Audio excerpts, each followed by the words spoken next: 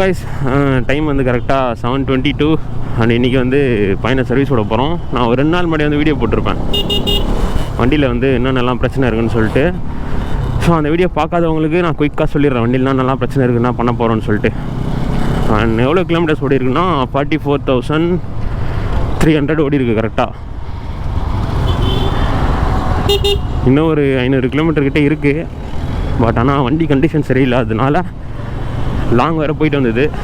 So சீக்கிரமாகவே service விட்டுடலாம், ஏன்னா ஆல்ரெடி நிறைய பிரச்சனை இருக்குது. அதனால் சீக்கிரமாக விட்டுடலான்னு சொல்லிட்டு இன்றைக்கே விட போகிறேன். அது என்னென்னலாம் பண்ண போகிறோன்னா, ஃபஸ்ட்டு ஜென்ரல் சர்வீஸ் எப்பயும் பண்ணுறது வந்து பண்ண போகிறோம். அண்ட் மோட்டரில் நம்ம எப்பயும் யூஸ் பண்ணுற ஆயில் வந்து வாங்கிட்டேன், பேக்கில் தான் இருக்குது, அதை கொடுத்துருவேன். அண்ட் அதுக்கப்புறமா மெயினாக என்ன பிரச்சனைன்னு சொல்லி நான் விட போகிறேன்னா, அந்த லாஸ்ட் வீடியோ பார்த்து உங்களுக்கு தெரிஞ்சிருக்கோம், நம்மளது வந்து 9,200 மேலே ஏறி இருக்காது வண்டி 6th கியரில். மற்ற எல்லா கியர்லேயும் வந்து ஃபுல் RPM ஏறும். கரெக்டாக அந்த 6th கியரில் 9,200 மட்டும் அப்படியே ஸ்டாப் ஆயிடுச்சு. அது வந்து வண்டி வெயிட்னால இல்லை ஏர் செக் பண்ணுங்கள் அது இதுன்னு சொல்லிட்டு நிறைய பேர் சொல்லியிருந்தீங்க. இதெல்லாம் வந்து என் வண்டி அதெல்லாம் இல்லை, எல்லாமே கரெக்டாக தான் இருக்குது, சுத்தமாக ஏறல. அட்லீஸ்ட் கொஞ்சமாவது ஏறுறது தெரியும்ல, அதெல்லாம் எதுவுமே இல்லை. இந்த அசால்ட்டாக அந்த ஒரு RPMலாம் அந்த ஒரு டைமில் வந்து 140 மேலே போயிடும். பட் ஆனால் எனக்கு நல்லா தெரியும் இது வந்து லாக் ஆகிட்டுருக்கு, ஏதோ ஆகிட்டுருக்கு, என்னன்னு சொல்லிட்டு தெரில. ஈஸி அப்டேட் பண்ணணுமா இல்லை உள்ளே வந்து ஃபியூல் பம்ப் செக் பண்ணணுமா என்னன்னு சொல்லிட்டு கேட்கணும். எனக்கு அது மட்டும் மெயினாக பார்த்துருங்கன்னு சொல்லிட்டு சொல்லணும். மீதிலாம் வந்து நம்ம ஆல்ரெடி சொன்ன மாதிரி தான். இந்த 2 சுவிட்சஸ் வந்து மாற்றணும். இந்த 2 சுவிட்ச்னால தான் வந்து ஹெட்லைட்டும் எரிய மாட்டேங்குது, வண்டி அடிக்கடி வந்து ஸ்டார்ட் ஆக மாட்டேங்குது. ஸோ இந்த 2 சுவிட்சஸ் வந்து மாற்றணும். அண்ட் அதுக்கப்புறமா வந்து லெஃப்ட் சைடில் வந்து ஆயில் சீல் போயிடுச்சு அந்த ஃபோர்க்கில், ஸோ அது மாற்றணும். அண்ட் மேலே வந்து டைமிங் செயினில் லைட்டாக சவுண்டு வர மாதிரி இருக்குது, ஸோ அதுவும் வந்து அட்ஜஸ்ட் பண்ண சொல்லணும். இது எல்லாத்தையும் பண்ணுவாங்களான்னு கேட்டிங்கன்னா யாருக்கு தெரியும், ஆனால் தெளிவாக சொல்லிட்டு வரணும்.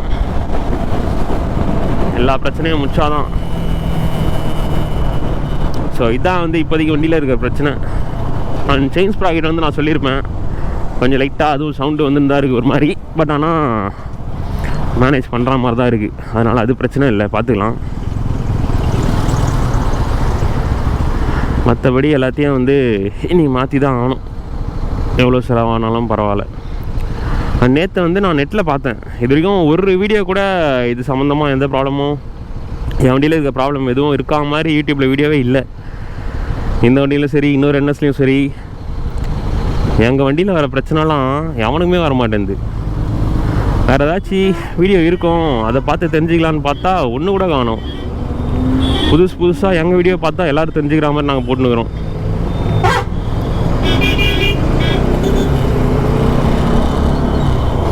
ஸோ இன்றைக்கி கொஞ்சம் லேட் ஆகிடுச்சு. இன்னும் ஆஃபீஸ் வேறு போயிட்டு எக்யூப்மெண்ட் வைக்கணும், வச்சுட்டு தான் வந்து ஷோரூம் போகணும். ஒரு 8:15 கிட்ட ஆயிரும்னு நினைக்கிறேன். பரவாயில்ல, வண்டி நாளைக்கு கொடுத்தா கூட ப்ராப்ளம் சால்வ் ஆனால் சரி.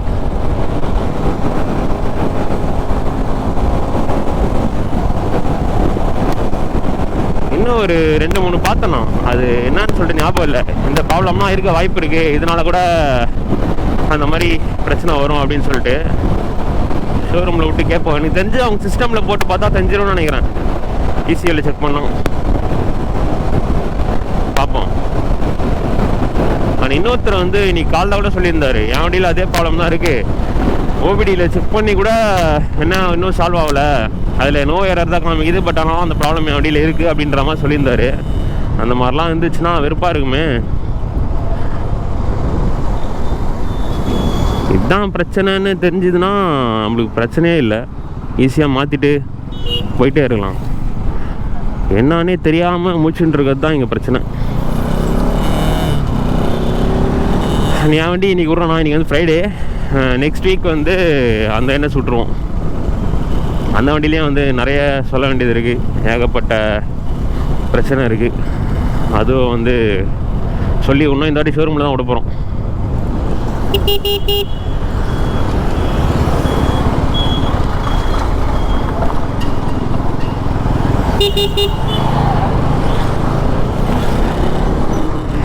ட்ரிப்பு போயிட்டு வந்ததுலேருந்து எனக்கு திருப்பியும் போன போல இருக்குது, நானே தெரில. அந்த ஒரு 5 நாள் எவ்வளோ தான் கஷ்டப்பட்டோம், நம்மளுக்கே வீடியோ பார்த்தவங்களுக்கு தெரிஞ்சிருக்கும். இருந்தாலும் வந்து திரும்ப அடுத்த ட்ரிப்பு போகணுன்ற மாதிரி இருக்குது. அந்த ட்ரிப்பு போயிட்டு வந்ததுலேருந்து ரெஸ்ட்டே இல்லை எனக்கு. முதல்ல ஒரு சண்டே கூட வீட்டில் இல்லை. அது இதுன்னு போயிட்டே இருக்கணும் அங்கேனா ஒன்று ஒர்க்குன்னு. இருந்தாலும் மற்ற ட்ரிப்பு எப்படா போவோம்னு சொல்லிட்டு பார்த்துன்னு இருக்கணும். நான் சும்மா ரேண்டமாக சொல்கிறேன் பாருங்களேன், என்னென்னலாம் பிளான் வச்சுருக்கேன்னு சொல்லிட்டு. இந்த நியூ இயர் வந்து நம்ம கேரளா போகிறோம். அந்த சைடு கோழிக்கூடு, அலப்பி சைடு. ஸோ அதை விட்டுருங்க. அதுக்கப்புறம் அடுத்த ஆகஸ்ட் வந்து மகாராஷ்டிரா போகிறோம். இப்போ நம்ம மேப்பில் பார்த்தோன்னா ஓரளவு இந்தியா மேப்பில் கீழேனா மிடில் ஓரளவுக்கு முடிச்சிட்டோம். பாதிக்கு கீழே மிடில் ஓரளவுக்கு எல்லாமே முடிச்சிட்டோம். இன்னும் சவுத் சைடு மட்டும் தான் பேலன்ஸ் இருக்குது. கன்னியாகுமரி, ராமேஸ்வரம், தனுஷ்கோடி அந்த மாதிரி. ஸோ அது ஒரு பிளான் இருக்குது. அதெல்லாம் முடிச்சிட்டோன்னா அவ்வளோதான். அதுக்கப்புறம் ஃபுல்லாக நார்த்து தான். வருஷத்துக்கு 2 ட்ரிப்பு போகிறோமா. இந்த நியூ இயர் வந்து கேரளா, அடுத்த ஆகஸ்ட் வந்து மகாராஷ்டிரா. அதுக்கு அடுத்த நியூ இயர் வந்து திருப்பி பெரிய லாங் ரைடு தான் இருக்கும், 1000 கிலோமீட்டர் மாதிரி. அது வந்து கன்னியாகுமரி, தனுஷ்கோடி, ராமேஸ்வரம் அப்படியே போகிற மாதிரி பிளான் இருக்கு. அதை முடிச்சிட்டோன்னா அவ்வளோதான். எப்போ லடாக் அடிப்பேன்னு சொல்லிட்டு தெரில எனக்கு சத்தியமாக. ஆனால் கண்டிப்பாக இருக்குது ரைடு. அதுவும் நம்ம பையன் வண்டியில் தான் இருக்குது.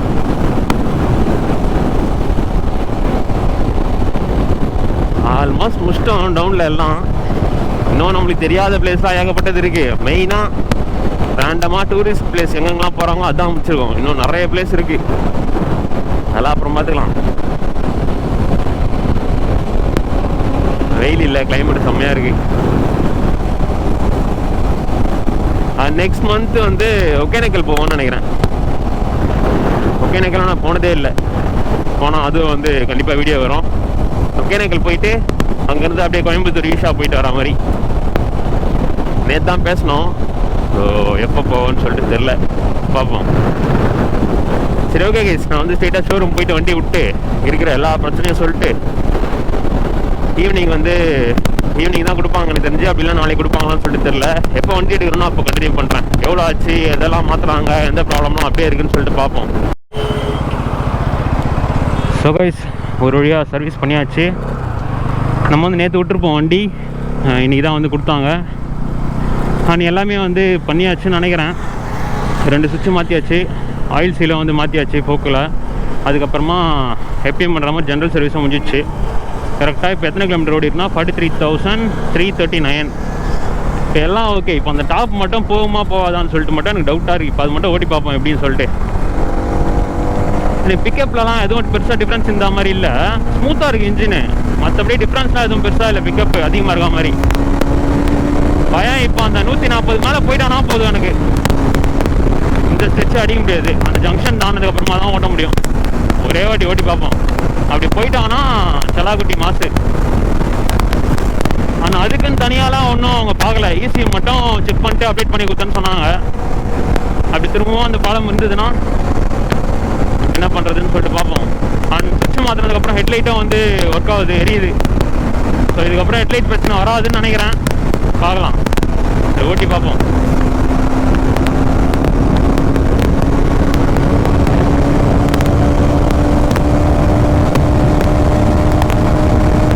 இல்லையே, ஸ்லோவாக போகிறானே.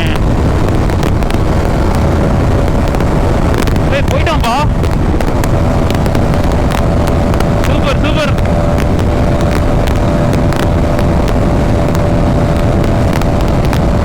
அவ்வளோதான் கைஸ், அந்த ப்ராப்ளம் சால்வ் ஆயிடுச்சு. 150 போவானே செலாக்குட்டி, போயிட்டான். செவ்வாடி நீ நான் நிம்மதியாக தூங்குவேன் வீட்டுக்கு போய். பிசி அப்டேட் பண்ணாதானே சரியாயிடுச்சுன்னு நினைக்கிறேன். அது இப்பயே ட்ரிப்புக்கு எடுத்துன்னு போனான் செலாக்குட்டியை. பக்காவாக இருக்கு வண்டி இப்போ.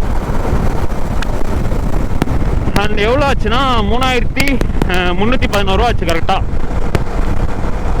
சுவிட்சஸ்க்கே வந்து 500 ரூபாய் லேபரு ப்ளஸ் அதே மாதிரி ஆயில் சீல் வந்து மாற்றுறதுக்கு ஃபோக்கி கழட்டி தான் மாட்டி ஆகணும். அது கண்டிப்பாக போட்டிருப்பாங்க. ரீசனபிள் தான், கரெக்டாக இருந்தது. நான் எக்ஸ்பெக்ட் பண்ண மாதிரி தான் இருந்துச்சு. ஒரு மேஜர் இஷ்யூ ஹெட்லைட் எனக்கு ரொம்ப கஷ்டமாக இருந்தது. அப்புறமா டாப் வந்து ஏர்லியான்னு சொல்லிட்டு எனக்கு ஒரு மாதிரி இருந்தது. இப்போ அதுவும் ஒர்க் ஆகிடுச்சு. போயிட்டான் பையன். ஒரு வழியாக சர்வீஸ் பண்ணியாச்சு. இதோட ஒரு 4000 கிலோமீட்டருக்கு அப்புறமா பார்ப்போம். டிசம்பருக்குள்ளே 4000 ஓடிச்சுன்னா இன்னொரு சர்வீஸ் விட்ற மாதிரி இருக்கும். அப்படி இல்லைன்னா இதிலே போயிட்டு வர வேண்டியது தான். அவ்வளோ ஓட்டுறது கஷ்டம்தான். இப்பயே செப்டம்பரு, இன்னும் ஒரு 2 மாதம் தான் இருக்குது. அதுக்கப்புறம் 4000 ஓட்டுறது கஷ்டம்தான். நடுவில் ஒகேனக்கல் போவேன், அதனால் எப்படின்னு சொல்லிட்டு தெரில, பார்ப்போம். அண்ட் அதே மாதிரி ஓல்டு சுவிட்சஸ், பழைய சுவிட்செல்லாம் வந்து வாங்கிட்டேன்.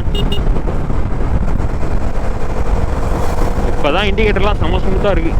சுவிட்சஸ் எந்த செம்ம மோசமாக இருக்கும்.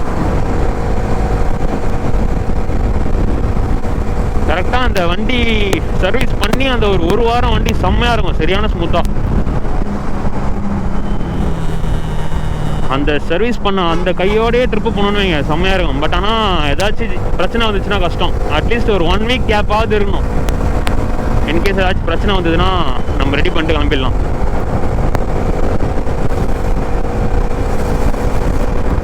சுவிட்சஸ் வேறு இன்றைக்கி ஆர்டர் போட்டு ஈவினிங் தான் வந்தது. ஒரு 5:30க்கு வந்தீங்கன்னா கரெக்டாக இருக்குன்னு சொன்னாங்க. கரெக்டாக நாங்கள் போகிறோம், அப்போ தான் அந்த சுவிட்ச் வந்து பாஸ்டர் பிரித்து மாட்டிருந்தாங்க.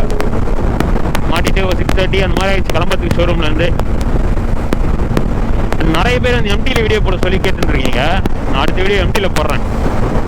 நம்ம வீடியோவில் எம்டி வீடியோ வந்து ரொம்ப நாள் ஆச்சு. எம்டியில் ஒரு வீடியோ போடுவோம். ஃபுல்லாக கட்டிங் கையில் அடிச்சு வண்டியே ஒரு மாதிரி இருக்குது, குழன்னு. போயிட்டு வண்டி தொடங்கணும், தொடச்சிட்டு தான் படுக்கணும். டைம்ண்ணா இப்போயே 9 o'clock ஆகுது. நாளைக்கு வரைக்கும் விட்டோன்னா அப்படியே டஸ்ட்டு ஒட்டிக்கவும் ஒரு மாதிரி ஆகிடும், குழன்னு வண்டி. அதனால் போயிட்டு தொடச்சிட்டு செயினை ஒரு வாட்டி தொடச்சிட்டு லூப் வச்சுட்டு அப்புறம் தான் படுக்கணும். ஸோ இந்த வீடியோ வந்து நான் இதோட என் பண்ணிக்கலாம்னு நினைக்கிறேன். அந்த மோட்டல் வந்து யாராச்சும் யூஸ் பண்ணலன்னா 3 சர்வீஸ்க்கு அப்புறமா யூஸ் பண்ணுங்கள். ஃபஸ்ட்டு 3 சர்வீஸ் வந்து ஃப்ரீ சர்வீஸில், அதனால் அப்பயெல்லாம் மாற்ற தேவையில்லை. இன்கேஸ் ஏதாச்சும் ப்ராப்ளம் வந்ததுன்னா எதனா சொல்லுவாங்க பஜாஜ் ஆயில் யூஸ் பண்ணல அப்படி இப்படின்னு. அதனால் 3 சர்வீஸ் முடிஞ்சதுக்கப்புறமா மோட்டல் யூஸ் பண்ணிக்கோங்க. மோட்டல் செம்ம ஒர்த்து. கிட்டத்தட்ட நான் ஏகப்பட்ட சர்வீஸ் வந்து மோட்டல் தான் யூஸ் பண்ணிட்டுருக்கேன். ஒரு 4 சர்வீஸ் நான் வந்து ஷோரூம் பஜாஜ் யூஸ் பண்ணேன். அதுக்கப்புறத்துலேருந்து ஃபுல்லாக மோட்டல் தான் போயிட்டுருக்கேன். அதனால் நம்பி யூஸ் பண்ணலாம். 20W50 கரெக்டாக 1300 வரும்னு நினைக்கிறேன். எனக்கு இப்போ ரீசெண்டாக ஆஃபரில் அதே கம்மியாகி ஒரு 1100 அதிகபட்சம், அவ்வளோதான். அதுக்கு மேலே ஏறல. யூஸ் பண்ணி பார்த்துட்டு சொல்லுங்கள். சரி, ஓகே. இந்த வீடியோ வந்து நான் இதோட என் பண்ணிக்கிறேன். நம்ம இதோட அடுத்த வீடியோவில் பார்ப்போம்.